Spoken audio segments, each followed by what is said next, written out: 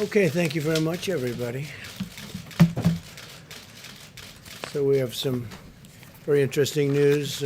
Kevin Kleinsmith, a corrupt FBI attorney who falsified FISA warrants in James Comey's very corrupt FBI, is expected to plead guilty. You probably heard that. It just came out.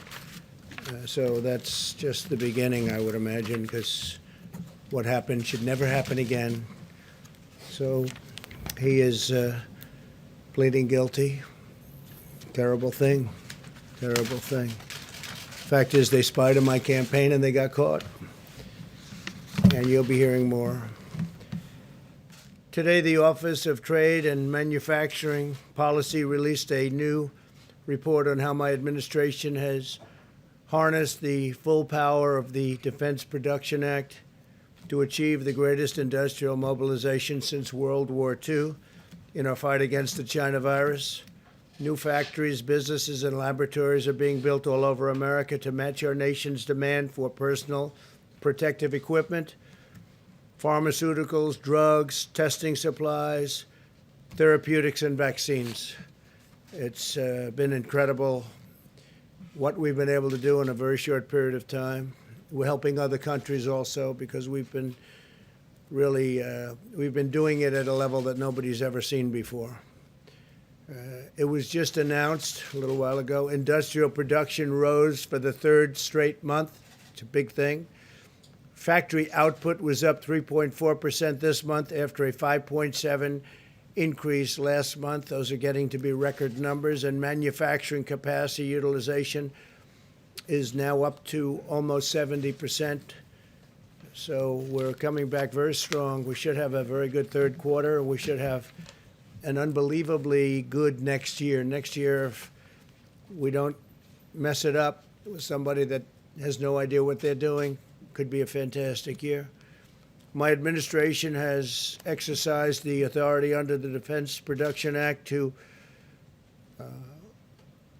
a number and related authorities at a 78 times, dispersing over $3.5 billion to speed the development and manufacturing of essential materials. So,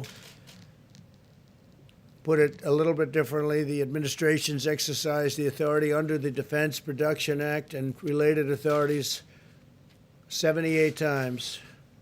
That's a lot, Peter, right? It's a big number, 78 times. Came in very handy.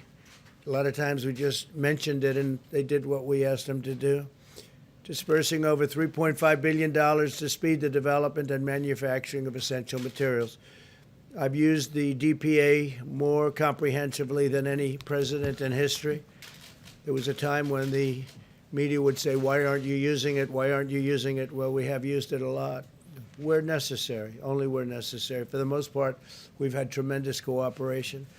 By invoking the DPA, we mobilized the extraordinary productive might of General Motors to manufacture ventilators. GM repurposed the Kokomo, Indiana plant in just 17 days, an all-time record, and has now produced over 21,000 ventilators. We're also working with Ford Motor Company and General Electric to produce over 30,000 ventilators a month. In Michigan, they've done a great job. Our nation is now the king of ventilators. I say that, the king of ventilators. We're sending them all over the world and helping a lot of countries that could never have ventilators. And it's really, I guess we're looking to produce over 200,000 ventilators by the end of the year. Those are some numbers. So we're helping a lot of countries. In April, I directed 3M to increase its manufacturing of N95 masks. By May, they had increased production by over 1 million masks a day. Think of that. They increased production of masks by over 1 million a day. 3M is now manufacturing an additional 39 million masks a month. We also worked with Honeywell to open factories in Arizona and Rhode Island. They're now producing over 20 million masks a month. By the end of the year, domestic U.S. manufacturing will have produced over 1 billion N95 respirators. And all of them are made right here in the USA. That's a big difference from the past. Overall, we've increased N95 mask production by 400 million masks a year. Now, the media might say, why not 500? Why not 600? Nobody's seen numbers like this ever. We delivered more than $75 million in support to Puritan Medical in Maine. I was up there. As you remember, we had a tremendous visit and tremendous throngs of people along the roads on the way to Puritan Medical. Puritans doubled their production of testing swabs from 20 million to 40 million per month. They're doing a fantastic job, and so is Maine. I've also used the DPA to fight price gouging and hoarding. My administration located and seized over 500,000 pieces of hoarded personal protective equipment, including 299,000 pairs of medical-grade gloves, 192,000 N95 respirators, and 130,000 surgical masks. That's hoarding. My administration's decisive actions have yielded truly incredible results. People have done an incredible job. We've replenished the strategic national stockpile that was very badly depleted when we took office and totally neglected in the last administration. Since the start of the pandemic, we have tripled the number of N95 masks on hand to over 40 million, tripled the number of gowns to over 15 million, and quadrupled the number of ventilators to 69,000. By September, the strategic national stockpile inventory is on track to contain over 300 million N95 respirators and surgical masks, over 4.5 billion gloves, and over 190,000 ventilators. It's far more than we've ever done before. It's not even close. As we talk about the economy, we continue to restore America's industrial might. We're bringing more jobs to the USA. We understand that the economic health is critical, very critical to public health. We'll be discussing next week some of the outstanding numbers we have compared to any other country. There is no country even close when you look at what we've done compared to them on the from the standpoint of the economy. And also even during the period of the China virus. In the last 3 months, we've added an average of 100,000 jobs every single day. We've also added over 620,000 manufacturing jobs in the past 3 months. That's despite people saying you can't do manufacturing jobs anymore. You need a magic wand, they said, but they were wrong. Weekly jobless claims just fell below 1 million for the first time in a long time. I'm pleased to announce that as part of Operation Warp Speed, the federal government will be partnering with McKesson Corporation, great company, which is a major medical supplier, to rapidly distribute a China virus vaccine as soon as one is approved, fully approved. They're in stage 3 trials. We have many of them going along different passes, also many different companies doing them. Very, very incredible companies. We currently have 3 candidates in phase 3 clinical trials and are on pace to have more than 100 million doses of a vaccine ready before the end of the year, and 500 million doses very shortly thereafter. And we're ready logistically to distribute them. Our military is ready. We have a great general who's in charge. That's what he does, is he distributes things. Usually it's people and weapons, tanks, but in this case it's a vaccine or therapeutic, as it may be. We continue to actively monitor the virus, executing our strategy to protect the vulnerable and prevent hospital overcrowding. As of today, hospitalizations continue to be very stable, and we will be watching always very carefully. Remain vigilant. We ask every citizen to practice good hygiene, socially distance, wear a mask when distancing is not possible, and to protect the elderly, always protect the elderly. So now we'll take a few questions if you'd like. I say, John, yes. Mr. President, on the issue of more money for the U.S. Postal Service and mail-in balloting. Yeah. if the Democrats were to give you some of what you want, which you articulated in a series of tweets in the last hour, would you be willing to accept the $25 billion for the Postal Service, including the $3.5 billion to Sure, handle if they mail give us and what voting? we want. And It's not what I want, it's what the American people want. So in addition to, and I think, John, as part of your answer, I can read this, but in addition to the executive orders that we signed, which are going to be doing terrific things in terms of payroll tax cut, which is a lot of money coming to a lot of people very quickly. I've directed the Secretary of the Treasury to get ready and send direct payments, $3,400 for a family of four, to all Americans. Democrats are holding this up. I am ready to have the UST and SBA send additional PPP payments to small businesses that have been hurt by the China virus. Democrats are holding this up. So we're talking about, those are two things directly involved and really victim of the China virus. We're ready to send. Democrats are holding up. I'm ready to send rental assistance payments to hardworking Americans that have been hurt by the China virus. All of these things are on a list. Democrats are holding this up. I'm ready to send $105 billion to the states to help open schools safely with additional PPE, and Democrats are holding this up. So that's $105 billion to the states to help open schools safely with additional PPE. Democrats are holding that up, right? And I'm ready to send more money to states and local governments to save jobs of our great police, our firefighters, our first responders, and teachers.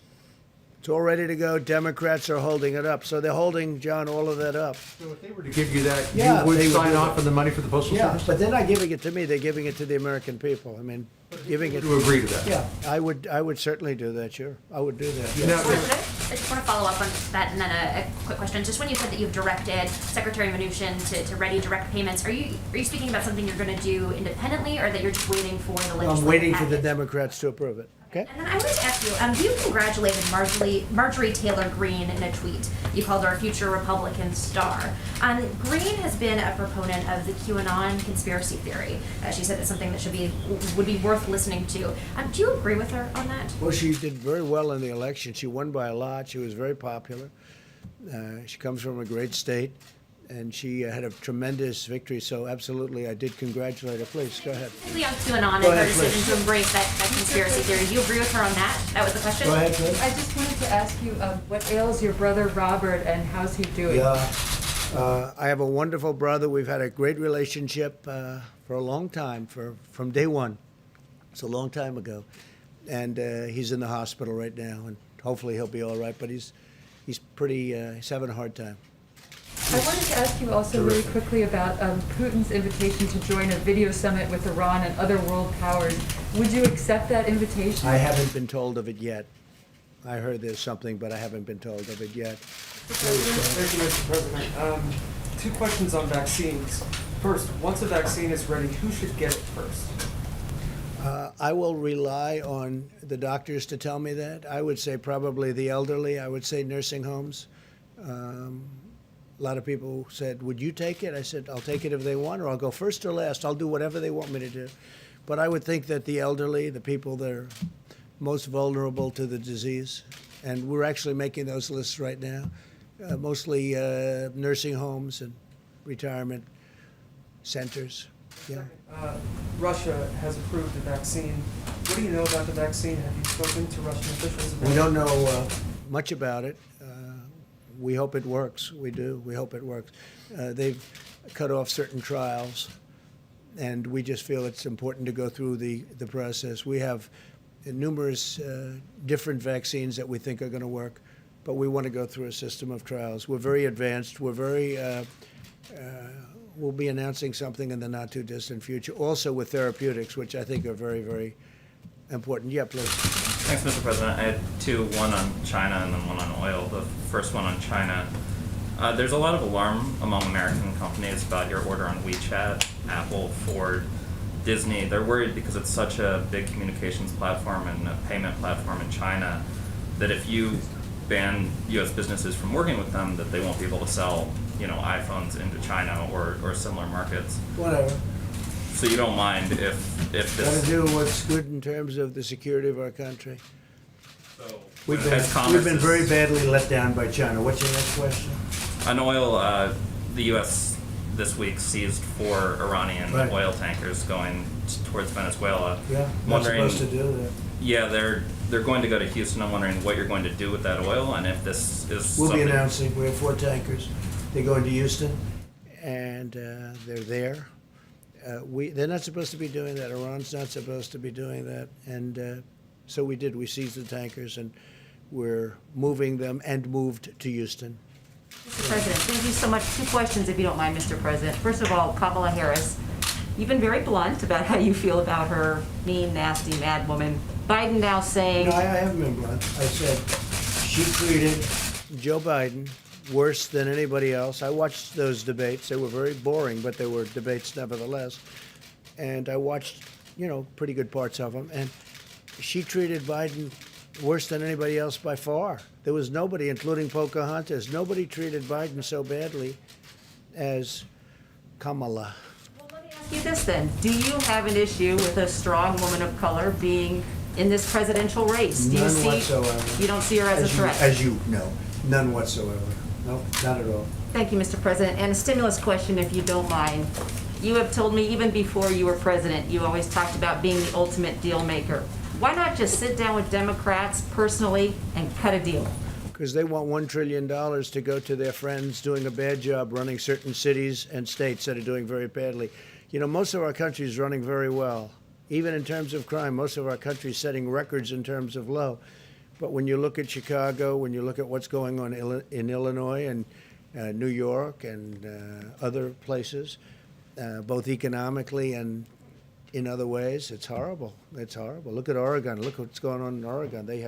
I don't think they have a clue. We could stop that. If they would request it, we would stop that problem in 1 hour, like we did in Minneapolis. We would stop it in 1 hour. It would be over. It's so easy to do. All right, please, go ahead. In the back, please. Alicia Powell at the Gateway Pioneer.